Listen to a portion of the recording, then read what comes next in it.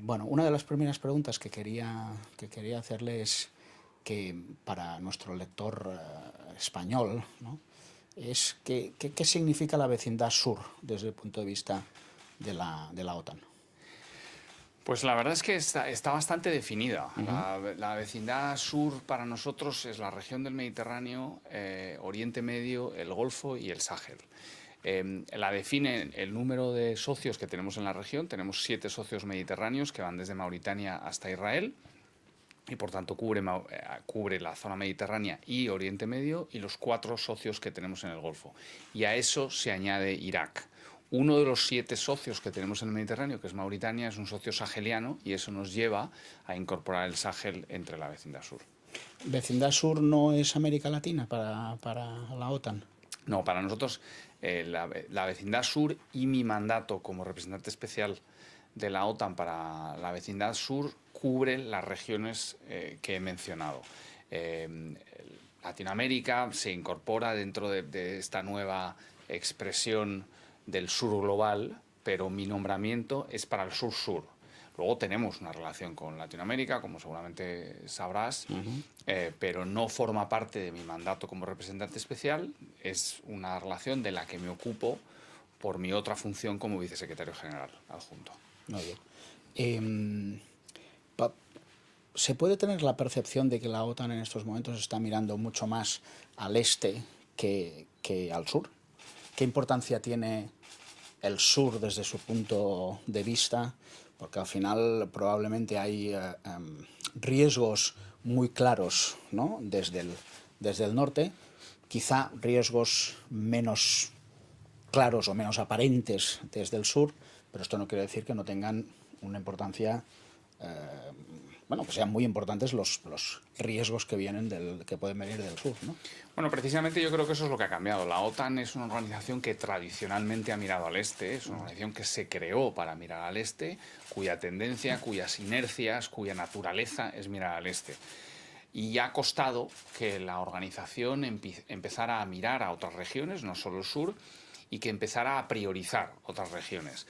A lo largo de los años ha habido varios países que han puesto mucho interés en que así fuera, en particular España, Italia y Portugal, y ese trabajo terminó dando sus frutos en las decisiones que primero se tomaron en Vilnius, donde se lanzó una reflexión profunda sobre las oportunidades y los retos que se veían en el sur y la forma de afrontarlos por parte de la OTAN. Y con el tiempo esa reflexión dio lugar a un plan de acción que se negoció a 32 y que yo entonces tuve el honor de presidir esas negociaciones. Luego se aprobó en Washington y luego me nombraron representante especial. ¿Qué quiere decir todo esto? Lo que quiere decir principalmente es que sí, la prioridad de la organización seguirá siendo el apoyo a Ucrania y el Frente Este, pero que ahora se ha aceptado por parte de todos los aliados que el sur es también una prioridad. Es difícil decir cuál es la principal, cuál es la segunda, cuál es la tercera. Yo no entré en eso. Es simplemente otra prioridad que se ha aceptado, que está en la mesa del Consejo y en la cual estamos trabajando seriamente desde la adopción del plan de acción y mi propio nombramiento. Tiene desde nuestro punto de vista mucha importancia que sea un español quien, digamos, se hace cargo de la vecindad del sur. ¿Qué aporta usted, ¿no?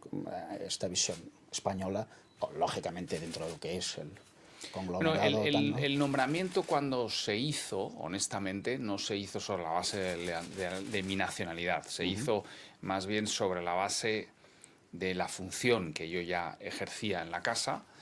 Yo soy español, pero si no lo hubiera sido y hubiera sido otra persona de otra nacionalidad cumpliendo esa misma función, quizás, no lo sé, nunca se sabe, el secretario general hubiera decidido que esa misma persona lo hubiera sido. Yo creo que en este caso se juntaba, era la persona correcta en el lugar correcto.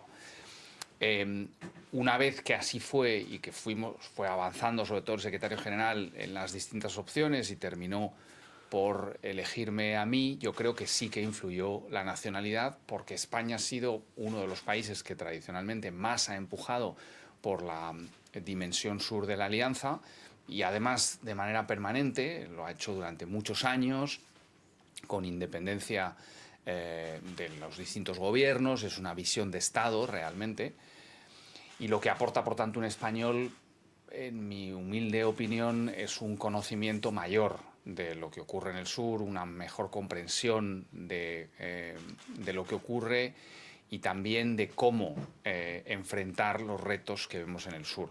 No digo que otros de mis colegas de otras nacionalidades no pudieran hacerlo, pero sí que creo, y además lo he visto muy claramente en los últimos meses en particular, que España está particularmente bien posicionada para jugar un rol que muchas veces es un rol de mediación, otras veces hay que empujar, otras veces hay que tener un papel más discreto.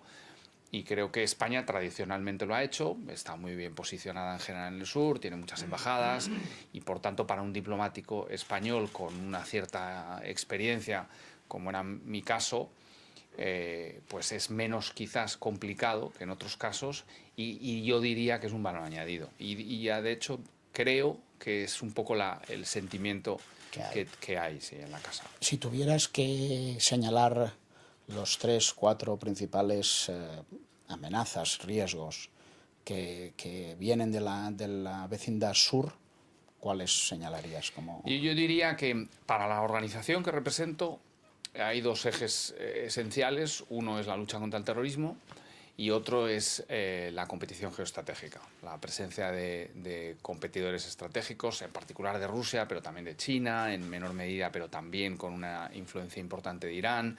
Yo creo que son los dos ejes principales con los que nosotros trabajamos. Luego, necesariamente tengo que mencionar entre los retos que surgen del sur y que plantean muchos problemas, aunque no sean responsabilidades propias de la organización, la migración irregular o los tráficos ilícitos. Son aspectos que yo creo que tiene más en cuenta la Unión Europea o esfuerzos bilaterales, pero lo que nosotros hacemos contribuye positivamente, impacta positivamente en esos otros dos retos, como es la migración irregular, que a día de hoy es uno de los grandes retos para los europeos, y también los tráficos ilícitos, que sobre todo afectan al Golfo de Guinea y al Sahel, y de ahí suben hacia nosotros. Una última bueno, dos últimas preguntas rápidas.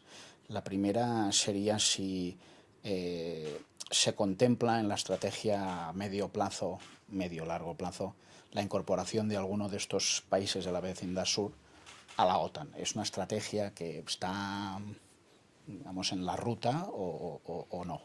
¿Quieres decir que se incorporen como aliados miembros, o sí, como socios? Como socios de la OTAN. Como socios, la alianza tenemos 32 aliados y unos 35 socios. Socios, como decía antes... decía como aliados en el sentido como de aliados, estar como aliado. Como aliados no es una perspectiva que yo creo que sea realista, porque el Tratado de Washington se apoya en una definición geográfica, que es la región euroatlántica, que no incluye a todos estos países del sur. Por tanto, habría que entrar en una redefinición de la zona euroatlántica primero, y no es algo que se plantee. Lo que sí que se plantea es el incremento de la relación política y de cooperación práctica con los países que ya son socios y con países que no lo son. Y dentro de esos países que no son socios, los hay, que a día de hoy ya se están planteando el por qué no formar parte como socios de ese entramado de partenariados que tenemos, y hay varios países en África y en otras regiones que ahora mismo están considerando si avanzan o no avanzan en ese sentido. ¿Qué incluye ser socio? Pues ser socio realmente abre fundamentalmente todas las oportunidades de cooperación que nosotros ofrecemos. Si no eres socio, puedes tener una relación política y puedes en momentos determinados, con unos procedimientos ad hoc de adopción de los 32 aliados, beneficiarte de algún proyecto de cooperación. Mientras que si eres socio, todo está formateado y tienes un documento de partenariado que te permite utilizar hay un gran espectro de actividades de cooperación, desde entrenamiento, interoperabilidad, ejercicios, de todo tipo y condición, que por tanto hacen que la relación sea mucho más cercana. No implica en absoluto artículo 5, no implica en absoluto nada de ese tipo, pero sí que hay un cierto elemento disuasorio en el tener un partenariado con la OTAN, porque la OTAN es un nombre muy potente y la relación lógicamente se va incrementando a medida que ese partenariado va avanzando. ¿Hay algún país particularmente importante en la vecindad sur por ejemplo, Marruecos, como socio. Sí, Marruecos es un socio activo y claramente que va a más. Y un socio con el que a nosotros nos interesa seguir cooperando. Yo he ido varias veces a Marruecos, junto con los otros países del diálogo mediterráneo, pero es verdad que Marruecos ha manifestado en los últimos 2 o 3 años una voluntad de incrementar la cooperación quizás mayor que otros países de la región. Y es un país que indudablemente tiene capacidades militares, a nosotros nos interesa que haya una intersección entre sus intereses y los nuestros. Nosotros queremos aprender de determinadas cosas, de cómo ven la región, de cómo enfrentan los retos y las amenazas con sus propios medios, y sabemos que ellos lógicamente quieren aprender de lo que nosotros hacemos mejor. Nosotros somos muy capaces en mando y control, en entrenamiento, en planeamiento militar, en interoperabilidad, y por tanto tiene que ser un beneficio mutuo al final de la relación. Una última pregunta, y no me puedo ir sin preguntarlo, ¿no? Que tiene que ver con la posición de la nueva administración americana en relación a Europa y en relación a la OTAN, ¿no? Y por tanto, cómo esto puede afectar a su trabajo, digamos, en la vecindad sur, que no deja de ser una vecindad sur también muy importante para el propio Estados Unidos, que tiene relaciones, ¿no?, de alianza muy importantes con Marruecos y después con Israel, digamos, también, ¿no?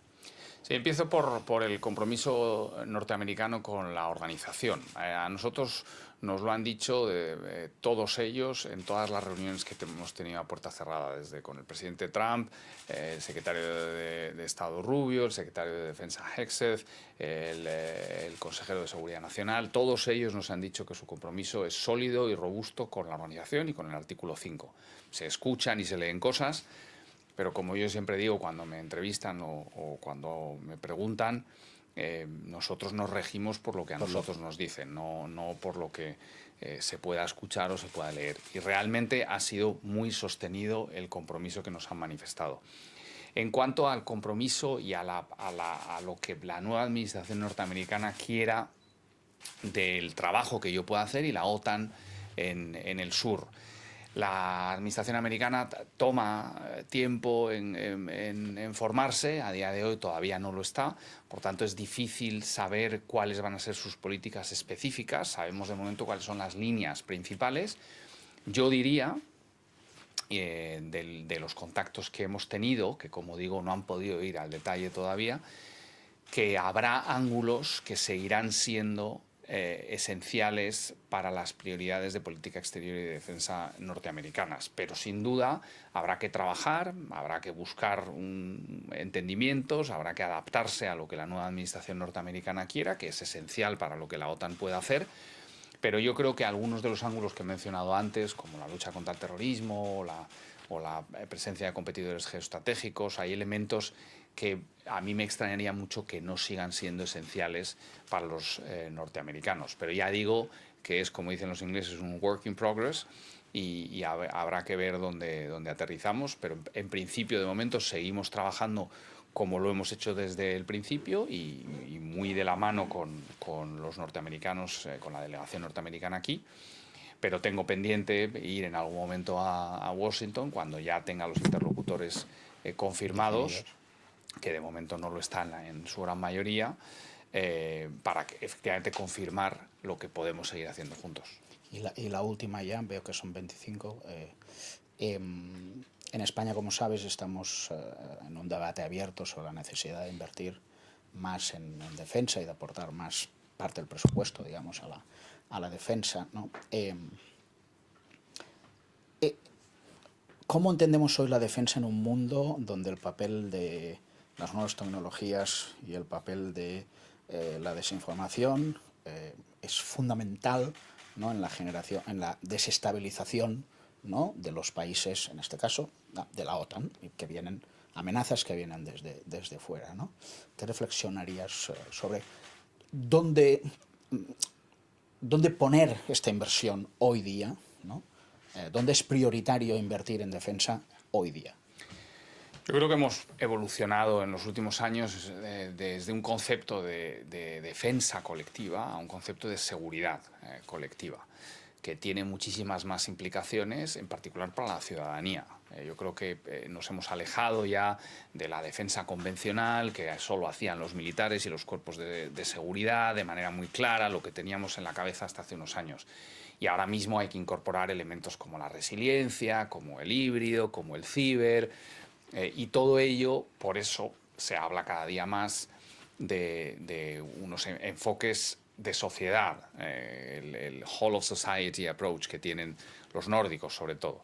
De ahí está toda esta historia del kit, que es la Unión Europea, me preguntan mucho sobre ello, y yo digo, mira, no hay que alarmarse, no es en respuesta a nada, es simplemente que efectivamente hay que estar mejor preparados para cualquier incidencia, militar, civil, una catástrofe natural, no hay que sacar los pies del tiesto, no hay que ponerse nerviosos, es simplemente que hay que estar mejor preparados. Yo creo que la Alianza responde a eso, y la Alianza en los últimos años ha incorporado a su debate plenamente el cambio climático, los aspectos ciber, los aspectos híbridos, junto con aspectos convencionales, militares convencionales o aspectos nucleares que siempre han formado parte de nuestra esencia. Yo creo que es la combinación de todo ello lo que nos debe de seguir acompañando y nos debe de seguir haciendo fuertes. Pero si combinas todo ello, necesitas más recursos. No llegas con los recursos que tradicionalmente se invertían en defensa. Muchas gracias. Gracias a ti. Muy bien.